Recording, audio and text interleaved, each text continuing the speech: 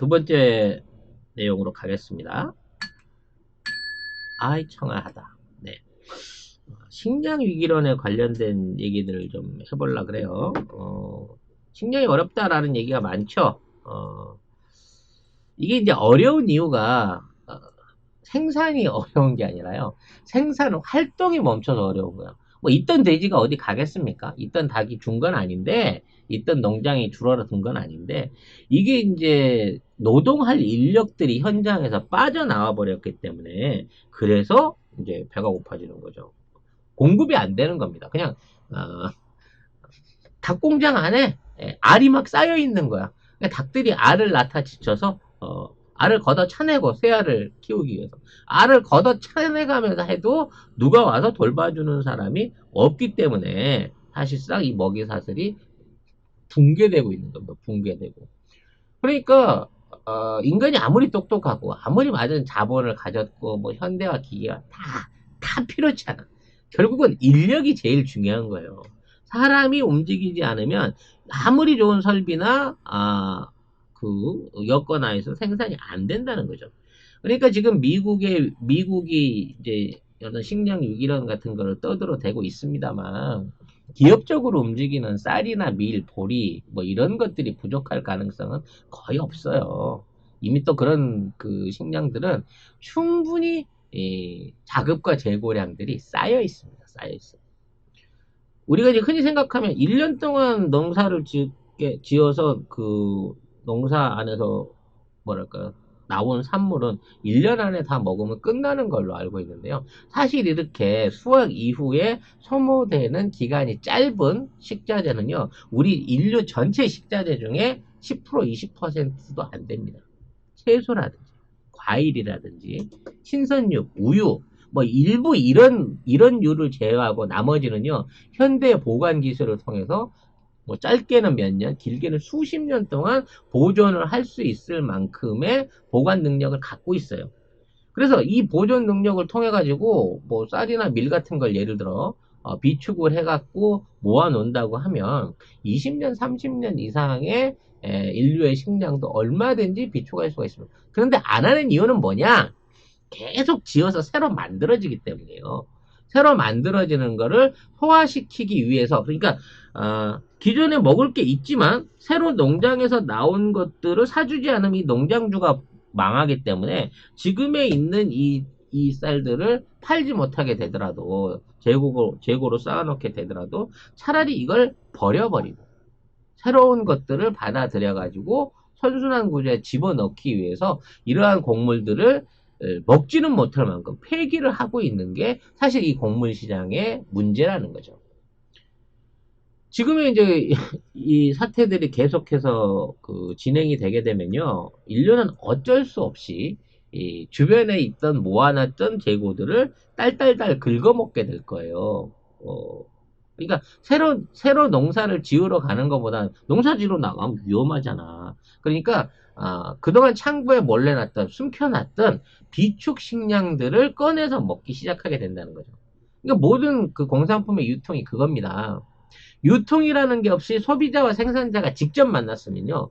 모든 물건에 대한 수요가 명쾌하게 떨어지기 때문에 지금처럼 대규모의 매출이 일어나질 않아요, 여러분. 내가 논에서 쌀 5마지, 아니, 쌀 5가마를 만들어내는데, 내 동네에서 먹고 살 사람이 4가마만 있으면 충분하다 그러면, 1가마분을 왜 짓습니까? 안 짓는단 말이에요.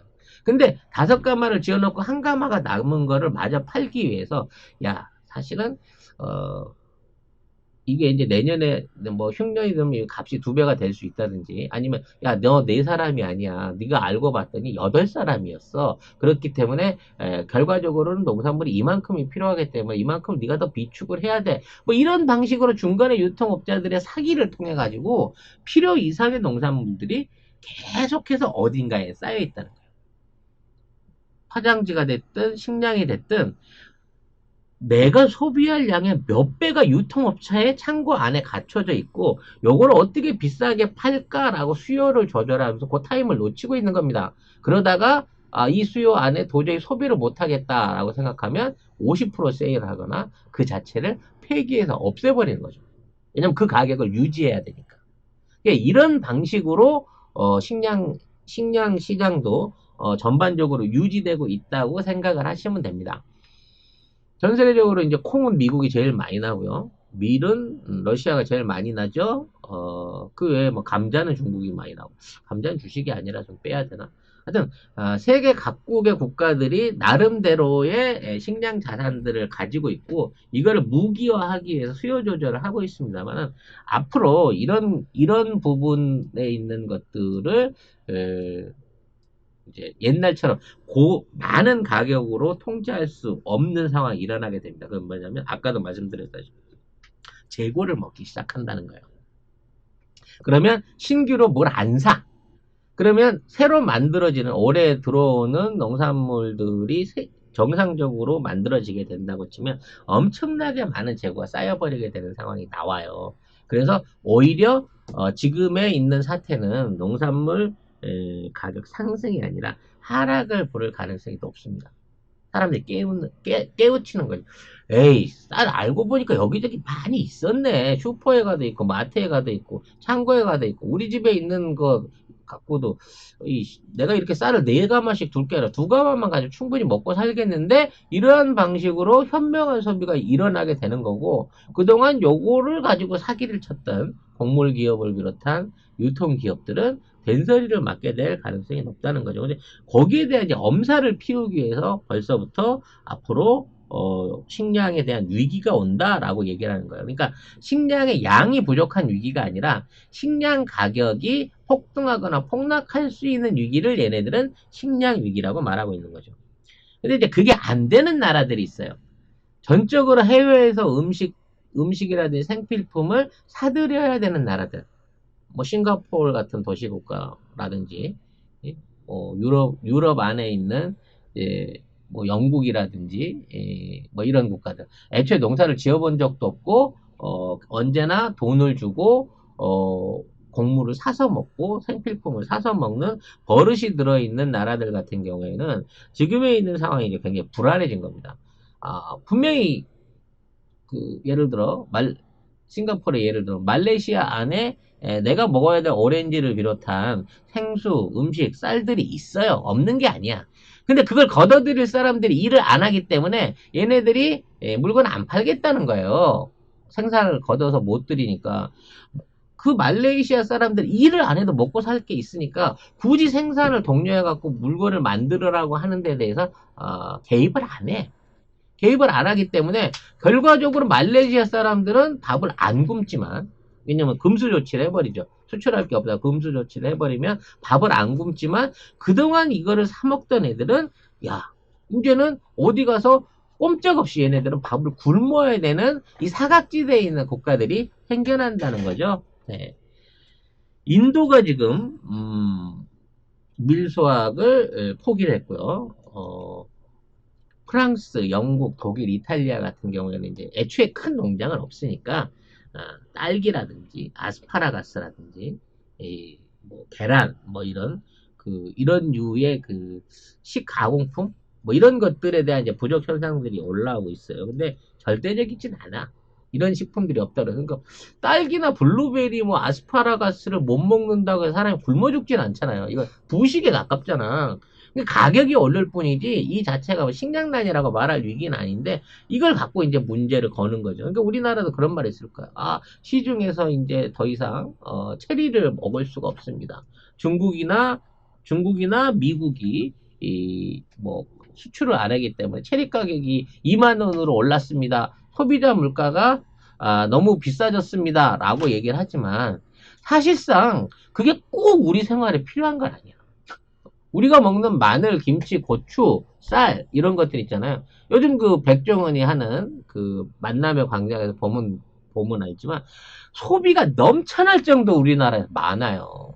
근데 왜 그동안 맨날 가격이 없다, 물건이 없다, 가격이 올랐다. 뭐 폭등을 한다 이런 뉴스만 나오냐고. 물건이 없진 않지 그렇죠. 않나? 물건이 없진 않아요. 물건이 없으면 얘네들이 물건을 안 팔 뿐이야. 너무 싸니까. 쥐고 있을 어, 뿐. 쥐고 있거나 아예 취급을 안 할 뿐이지, 대한민국에 지금 있는 그 30% 농업 인구가 만들어내는 생산성은요, 사실 우리 충분히 먹고 살 정도 된단 말이에요. 근데 그거가 안 되는 나라들이 지금 아우성을 떨고 있는 거고, 오히려 이제 그렇게 되다 보니까 우리는 이제 정부 비축미가 2년분이 넘게 있어요. 작년 비축미들도 많고, 뭐 올해도 우리나라는 거뜬하게 농사 짓겠죠. 예, 아무리 지금 이런 상황이라 그래도 지금 우리 뭐 일부 공장을 제외하고 나서 산업활동 정상적으로 돌아가고 있는 상황이니까. 근데 베트남, 캄보디아, 러시아, 세르비아, 카자흐스탄 같은 중앙아시아 국가에 있는 곡창 지역들이 전부 다 곡물에 대한 수출을 제한하게 되면서부터 가장 주식, 그러니까 아까 말한 부식들은 없어도 된다니까. 쌀보리 밀을 못 구하는 국가들이 지금 몸이 달아가지고 그 물량을 확보하기 위해서 사방을 찾아다니고 있고, 정말 웃기게도 그동안 비싸다고 거들떠도 보지 않던 국산 쌀들을 3배, 4배, 5배 가격을 주고서라도 좀 오래된 쌀이면 어떻습니까? 작년 거면 어떻습니까? 일단 저희한테 쌀 좀 주세요 라고 얘기를 하면서 수입을 적극적으로 진행하고 있다는 거예요. 우리 쌀? 우리 한국? 쌀, 한국 쌀. 그러니까 뭐 이제 대표적 익산이라든지 강진이라든지 이런 지역 쌀들이 이제 나가기 시작하고 있는데, 이게 이제 사전에 어떤 예비를 하는 거예요. 준비가. 일부 국가들이 이제 식량을 수출하지 않는다 그래서 그 나라들이 굶진 않아. 근데 이 수출미를 사 먹고 있던 국가들 입장에서는 굉장히 큰 위기로 올라올 수 있기 때문에 이 사태가 언제까지 갈지 모르니 이거를 구해야 된다, 사야 된다라고 하는 일종의 식량 사재기 요구가 들어올 거란 말이에요. 이 와중에 이 비축미들을 쥐고 있는 국가들 또는 곡물 회사들은 오히려 더그 떼돈을 벌 거예요. 네.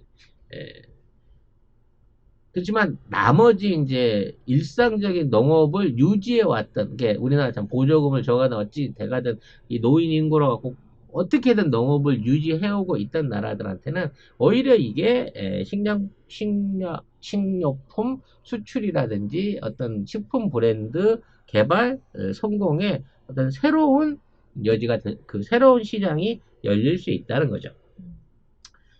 사실 이제 그 전 세계에서 가장 많은 인구를 갖고 있고 가장 많은 곡물을 소비하고 계신 국가가 우리 이웃 중국이잖아요. 그리고 이 이웃 중국에서 일어난 이제 우한에서 발생한 바이러스로 인해서 이게 장강을 타고 흐르는 중국의 산업벨트, 그러니까 그 장강을 따라서 양쪽에만 중국 인구 중에 거진 50%가 살아요. 한 6억 가까운 인구가 산단 말이에요. 14억 중에.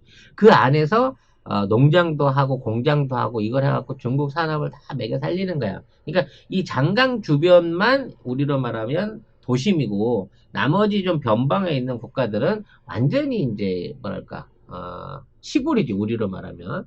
그래서 이제 격차가 크기 때문에 그 부분을 난개발이 일어나고 있는 상황인 건데, 지난 시간에 말씀드렸다시피 이러한 벨트들 자체가 전부 다 지금 중단 상황이기 때문에 올해 여기서 만들어지는 그 농업 생산, 곡물 생산이 많이 떨어질 위험성은 있어요. 그렇기 때문에 중국에서 곡물 위기가 와갖고 청구성 나왔다.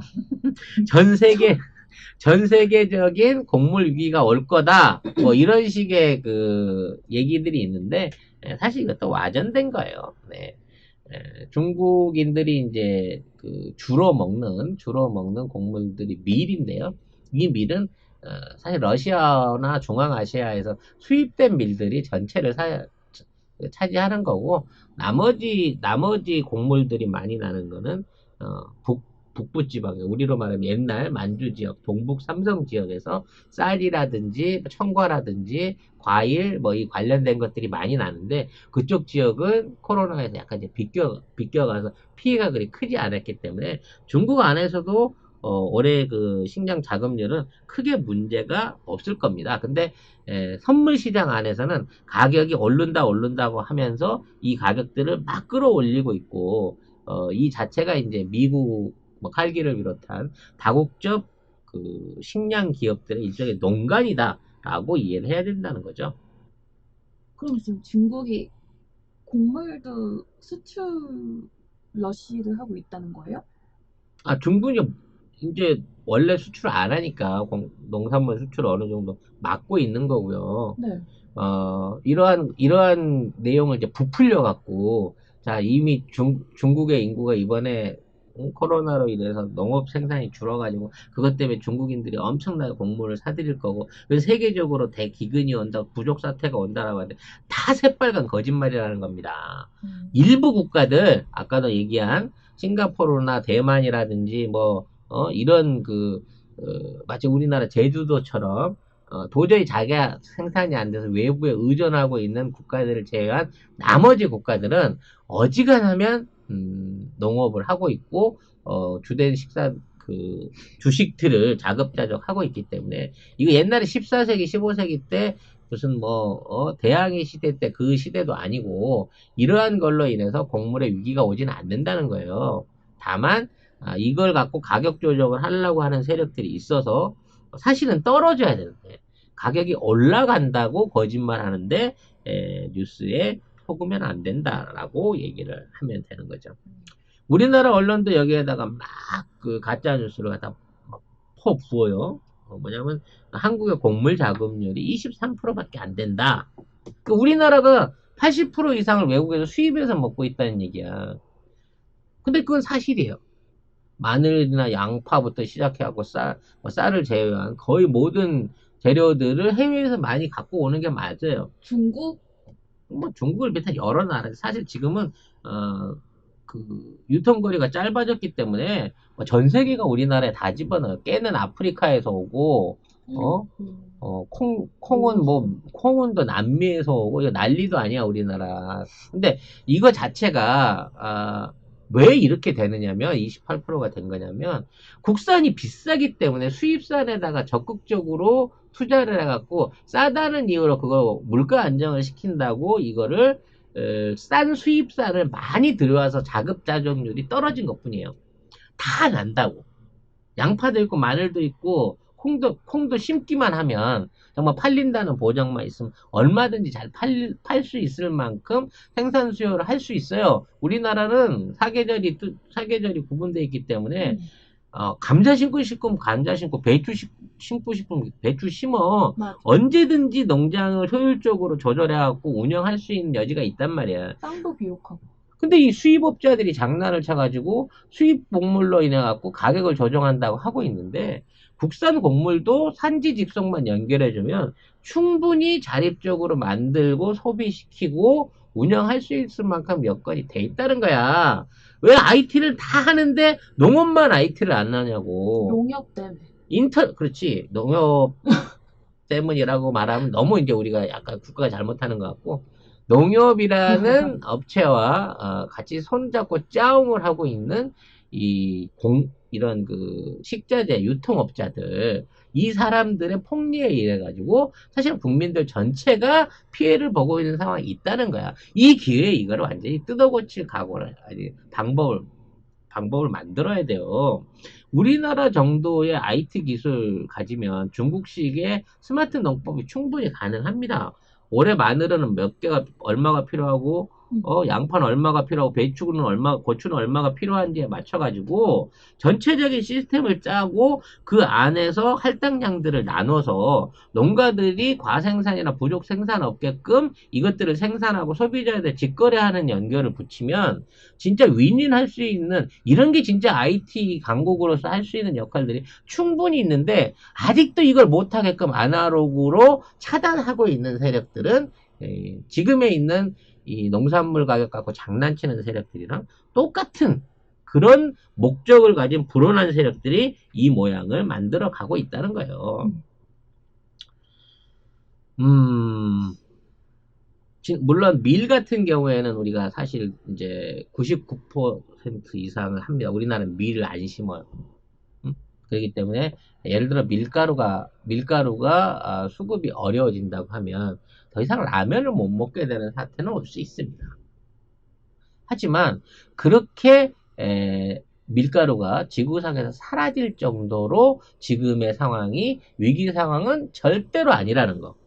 우리가 돈만 준다고 하면 국제적으로 돈만 준다고 하면 얼마든지 밀가루를 살 수 있으나 이거를 예전 가격에 몇 배씩 주고 사라는 농간에 놀아나갖고 이걸 사는 바보 같은 기업들은 없다는 거예요. 얼마든지 외교적으로 경제적으로 활용을 해갖고 가격 안정을 시킬 수 있는 방안이 있기 때문에 지금 이런 그 농산물에 대한 위기설, 식량 위기설을 꺼내놓는 거는 아까 얘기한 다국적 기업들과 국내에 있는 유통하는 업자들 그리고 어떻게든 대한민국에 흠집을 내고 싶은 기레기들이 공동으로 저지르고 있는 사기극이다라는 거를 여러분들이 아셨으면 좋겠다는 거죠. 일단 굉장히 중요한 얘기인데 우리나라의 K푸드들이 어마어마한 성장세를 보여주면서 수출이 막되고 있다고 합니다. 라면! 우리나라 라면 세계 최고죠. 전 세계 유튜버들이 극찬하고 있지 않습니까? 한국 라면의 맛을. 휴지. 야, 이렇게까지 휴지가 모자랄까요? 전 세계. 쌀 같은 것들이 어마어마하게 팔려나가고 있다고 합니다. 근데 이제 요거를 예전하고 좀 다른 게 뭐냐면 예전에 이런 품목들을 찾질 않았잖아. 그러니까 우리나라 뭐 삼성물산이라든지 뭐 상사 대기업들이 사실 화장지 자체를 수출품이나 이런 목록에는 아예 올려놓고 있질 않았어요. 네. 손세정제, 우리나라 손세정제 만드는 기업들이 있는지도 사실은 잘 몰랐어. 그냥 샴푸나 일반적인 화장품 만드는 회사, 세제 만드는 회사에서 레시피만 바꿔갖고 만드는 게 손세정제거든. 근데 이런 제품들을 한국에 수출해달라고 얘기하고 있는 국가들이 폭발적으로 늘고 있다는 거예요. 라면은 한 50% 가까운 매출 신장세고요. 손소독제는 7, 8배, 거의 10배 가까운 양들이 주문을 받고 있다는 거예요. 사실 우리나라에서는 손소독제 어떻게 만들 것인가 이거 레시피에서 집에서 만들어 쓰시는 분도 많은데 나는 이제 이렇게 산업 체계가 엉망인 줄 몰랐어요. 그런 나라에서 손세정제를 만들려 그러면 병도 수입해야 되고 에탄올도 수입해야 되고 그리셀린도 수입해야 되고 이것들을 사 모아야 되는데 이거를 다 갖추고 있는 국가 심지어 이런 것들을 다 직접 생산하는 국가가 전 세계 몇 군데 안 된다는 거야. 여기에 K 화장품 그러니까 과거 우리가 얻어놓은 한류 화장품 브랜드의 어떤 힘으로 말미암아 다른 중국제나 뭐 외국제의 2배, 3배의 가격에도 불구하고 엄청난 손소독제들이 해외로 팔려나가고 있다는 겁니다. 휴지 같은 경우는 더 웃긴 거예요. 휴지가 뭐 그렇게 대단히 어려운 원료라든지 생산 기술이 필요로 하는 게 아닌데도 불구하고 자국 내에는 휴지 공장이 사실상 전부 다 이제 서 있는 상황이 되다 보니까 그 화장지들을 사간단 말이에요. 여기서 이제 역설인 거야. 왜 휴지가 떨어졌냐? 떨어진 게 아니라 1년치 휴지를 다 만든 거예요. 그 자국 안에 있는 화장지 공장들이. 그러니까 정상적으로 사재기를 안 하고 그냥 내비뒀으면 지금 갖고 있는 원료로 갖고 매달 10만 개, 10만 개, 10만 개씩 120만 개를 만들어서 편안하게 유통시킬 수 있는 공장들이 다 해외에 있었단 말이야. 근데 갑자기 사재기를 한다 그래가지고 50만 개, 60만 개씩 매월 화장지가 4배, 5배 팔린 거야. 이 멍청한 공장들이 그러면 안 만들고 이걸 지켜야 되는데 물 들어올 때 노젓자 그래갖고 그걸 다 만들어서 팔아버렸네. 그렇게 되다 보니까 재료가 뚝 떨어진 거야. 그래서 더 이상 만들 수가 없어. 그 다음에 재료를 구하려고 가보니 이미 재료값은 올랐지. 그렇게 되다 보니까 생산을 못하게 되는 거고 사실 넉넉한 거야. 국민들이 쓸 120만 개를 이미 다 가지고 생산을 해놓고 국내 안에 있는데 불안한 거지. 휴지가 떨어졌대. 정말 앞으로 휴지를 못 구하나 봐. 당신은 평생 쓸 거를 이미 사놓고도 휴지를 못 구하게 되나 봐. 그래갖고 휴지를 더 주세요, 더 주세요라고 막 패닉을 일으키고 있는 거란 말이에요. 우리나라도 사재기를 했다고 치면 지금 마트에 있는 거 물건 없어요. 유통단지나 창고에 있는 거 전부 끌어다가 다 팔았을 거고, 마스크 때나 똑같이 5배, 10배까지는 안 내겠구나. 누가 화장지 10배 주고 살까? 아무튼 가격을 올려가지고 이것들을 다 팔아먹고 폭리 마진을 취했을 거란 말이에요. 그리고는 나는 더 이상 팔 게 없어요. 재료비가 올라서 그 가격은 못 만들어요. 이러고 딱 들어넣는 순간 국민들은 불안한 거야. 뒤에다 이만큼을 쌓아놓고 불안한 거야. 이런 사태들은 사실은 소비자들이 현명하고 스스로 이 위기의식의 허상을 깨달지 못하게 되면 지속적으로 반복될 수밖에 없어. 우리 한국의 그런 사재기는 저 초등학교 때 북한에서 미사일 뭐 했다 하면은 그치. 라면하고 생수랑 난 그때 삼양이나 뭐 이런 그 모나리자 같은 회사들이 북한한테 일종의 그 와이류라 그러면 비전문용어고, 아니 뭔가를 좀 그 서로 교통하는 게 아닌가 싶을 정도로 그때만 하면 막 대박을 쳤거든. 근데 그런 사태들이 결국은 시민들의 어떤 의식이 부족한 상황에서 이게 만들어진다는 거예요. 그래서 요런 류의 제품들이 나가는 거는 이른바 조금 시민의식이 떨어지는, 우리보다 조금 그레이드가 낮은 국가들인 거야. 그럼 그레이드가 높은 국가는 무슨 차이가 있냐? 미국이나 일본이나 유럽 같은 데 뭐가 되냐? 한국에 잘 가공된 보존식품들에 이게 꽂히는 거죠. 햇반, 김치, 냉동만두, 한국산 뭐 참치캔, 뭐 이런 것들. 레벨업이. 근데 얘네들 같은 경우에는 야 그거 갖고 가봐야 그게 무슨 소용이 있어. 그거보다는 원칙적으로 좀 안전하고 앞으로 진짜 생활에 필요하신 고급진 걸 좀 사드려보자 라고 해갖고 이러한 제품들이 수출이 불티나게 늘어가고 있다는 거예요. 근데 문제는 아까도 얘기했지만 요런 것들은 얘들은 안 쳤던 거기 때문에 대기업이 없어. 중간에 요거를 받아갖고 대신 수출을 해줍네 어쩌네 하는 이런 일종의 이제 중간 거래상들이 아예 우리나라에 존재하지 않았단 말이에요. 그러니까 수요자들 국가에서 직접 와서 한국에 와갖고 돈을 내고 사가는 거야. 직거래 유통이 터져버린 거지. 지금이요? 비행기가 없는데? 아니 비행기가 문제가 아니라 배로는 싣고 갈 수 있잖아. 화물들을. 그러니까 물건을 싣고 가는 건 크게 문제가 안 되지. 사람이 오고 못 가는 거니까. 배 안에 뭐 사람이 얼마나 있어 검역을 해. 근데 문제는 이러한 제품들을 직거래를 하기 시작하면서부터 중소기업이 살아날 수 있는 여건이 확 늘어났다는 거예요. 이 사태가 계속 지속적으로 늘어난다고 하면 그동안 예를 들어 뭐 대상이라든지 CJ 같은 경우는 자기네들이 자체적으로 수출을 할 수 있는 직원들과 시스템을 갖추고 그 안에서 진행을 하니까 당연히 이제 수출이 잘 되는 게 마찬가지겠지만, 나머지 업체들 같은 경우는 해외에 나가볼 수 있는, 해외 바이어를 만나볼 수 있는 기회가 사실은 없었거든.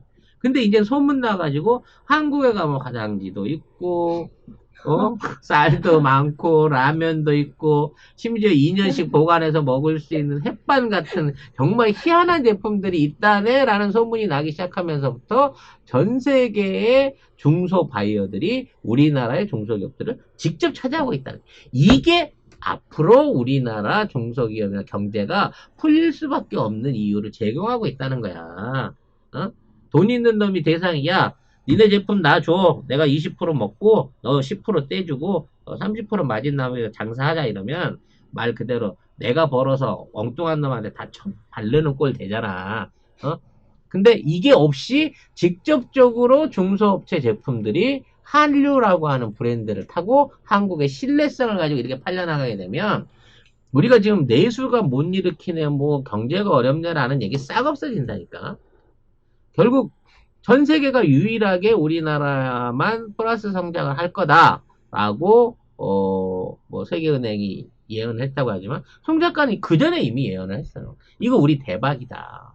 우리 있는 물건들 잘 돼서 아마 작년도 2% 초반대보다 훨씬 큰 성장률 보일 거다라고 자신 있게 얘기할 수 있는 이유가 우리는 잘 만들거니와 이러한 물건들 때문에 패닉을 일으켜갖고 엉뚱한 데 사재기하는 이런 바보 같은 민족들이 아니라는 거예요. 그리고 이번에 열려지게 되는 이 매출길들은 그냥 닫히지 않아. 어? 다른 나라들은 다 똑같아. 아까 그 앞편에서 설명했지만 바이러스 새로 나오면 이 모든 게 다시 새로 시작이야. 지금 있는 바이러스 우리나라가 처리를 잘했어. 소문났어. 바이러스 맛집이야. 저쪽 키트하고 저쪽 백신만 쓰면 정말 잘 돼. 그래서 일을 간단 말이야. 씨, 한국한테 뺏긴 점유율이나 신뢰를 돌아오기 위해서 내가 돈을 엄청나게 처발라서 해야지. 근데 내후년이면 뭐 나와? 새로운 바이러스 나와. 그럼 그때부터 또 다시 쟤네들은 그거 준비하고 대비하고 사람 죽이고 방역 뭐 자가 명확하고 이거 도돌이편데 왜 그거 못하니까 다시 원상으로 돌릴 능력이 안 되니까 대한민국 이번에는 새로운 바이러스 나왔네. 이렇게 요리해갖고, 이렇게 찜해가지고, 이렇게 정리하지. 끝! 그러고 나면은, 그 다음에 안정적으로 돌아가는 산업구조에 의존해야 되는 국가들은 앞으로 무조건 우리 회사 창고에 40%는 한국제를 쟁여놔야 우리가 팔 물건도 있고, 우리 먹을 것도 있고, 우리 쓸 게 있겠네라고 하는 지금까지하고는 완전히 다른 K 브랜드의 강점들을 보여주게 된다는 거야. 이게 위기가 아니라 우리한테는 엄청난 기회라는 거예요. 지금 감염자들을 이제 100명수 50명 밑에까지 지금 줄여놨잖아요. 여기에서 지역 감염만 안 시키고 우리가 잘 이거 정리하게 되면 2년 동안은 대한민국 경제는 꿀을 빤다니까. 삼성이 반도체 못 팔고 자동차 못 파는 거는 뭐 걔네들의 문제지만 그것도 언젠간 팔아요. 그것도 언젠가는 다른 나라보다 한국 제품들이 가장 먼저 생산이 될 거니까. 근데 그동안 수출이 되지 않았던 내수에 의존했던 경공업이라고 무시받았던 또는 전혀 팔리지 않았던 한국의 농산물을 비롯한 기초 생산품과 소비품들이 세계에 날개를 달고 팔려나갈 기회를 얻었다는 거야. 지금 와서 화장지 사간 애들이 좀 이따 물티슈 안 사가겠냐고. 좀 이따 기저귀 안 사갈 것 같아요? 다 사가. 걔들이 와서 보고 깜짝 놀래. 물티슈 이거 500매 들어가나? 이 큰 거? 이만한 거? 이거 1,000원에 마트에서 파는 나라는 전 세계 대한민국밖에 없어요. 난 진짜 물티슈 그 가격 보고 내가 전 세계 물티슈 장사하려고 그랬어. 어떻게 이 가격에 나오는지. 이러한 생산 능력과 운영 능력을 갖고 있는 대한민국 K 브랜드의 성장. 이게 우리 식품 생산을 통해서 식품을 같은 생필품을 통해 가지고 본격적으로 루트를 뚫는다라는 부분을 얘기할 수 있다는 거죠. 그리고 이런 국가들이 이제 대부분 보면 말이죠. 그 동네에선 그나마 좀 살만한 나라. 싱가포르는 동남아에서 제일 잘 사는 나라잖아. 그러니까 돈으로 이런 물건 사갈 수 있고 우리나라 쌀값 3배 더 주고라도 사갈 수 있는 거예요. 근데 다른 이 나라가 뭔가 물건을 쓰기 시작하면 야 싱가포르 봐. 한국산 화장지를 써. 우리도 좀 살아볼 만한 사람들은 한국산 써줘야 되는 거 아닐까? 요러한 이 일종의 연쇄 효과를 발휘하게 되면서 이게 한국제가 부의 상징. 그렇지. 고급진 일종의 그 생활의 특화를 보여줄 수 있는 브랜드로서 이게 들어가기 시작한다는 거예요. 제가 초등학교 때 미제면 다 좋았던. 그렇지. 미제 초콜릿이면 다 좋았던 그 시절의 역순환이 대한민국을 통해서 이루어지게 된다는 겁니다. 네. 이 모든 거를 우습게 생각하면 안 됩니다. 네. 우리나라에 전 세계가 다 화장지가 없는 줄 알았잖아요. 근데 우리나라의 마트에 가면 화장지, 손소독제가 다 깔려있다는 얘기를 듣고 세계인들이 안 믿었대요. 이 시기에 어떻게 그럴 수가 있지? 그 조그만 나라에서 그 나라는 그거를 다 만들 수가 있나? 한국은 그걸 다 만든대. 아니 그 인구도 5천만 밖에 안 되고 그 조그만 나라에서 자동차, 비행기, 조선을 만드는 것 뿐만이 아니라 심지어 화장지에 손소독제 뭐 이런 제품들까지 다 만든다고? 아니 도대체 그 나라는 국민들이 일을 얼마나 많이 하길래 그렇게 많은 종자들을 다 만들어내고 있지? 라고 하는 경탄이 몰려들고 있다는 거예요. 근데 그것도 있긴 있어요. 민족성이 일단 유럽 사람들은 좀 게을러. 뭐 게으른 것도 게으른 거고 열심히 안 해요.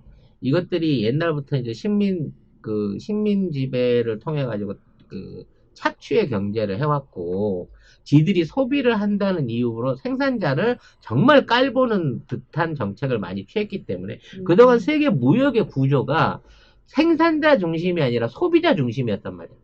예? 소비자가 돈이 있고 소비자가 돈을 내야만 물건을 팔 수 있다는 시대였는데, 이 지금의 창궐의 시대에는 나 우리나라 킹덤 그 드라마 자꾸 생각이 나지. 이 창궐의 시대에는 물건을 가지고 있는 사람이 왕이라는 거지. 그리고 대한민국이 이만한 생산력과 물건을 통해서 필요하면 필요한 대로 갖고 가, 얼마든지 해줄게 라고 얘기하는 순간, 정말 이 나라에선 해결 안 되는 게 없구나 라고 하는 상황이 만들어진다는 겁니다.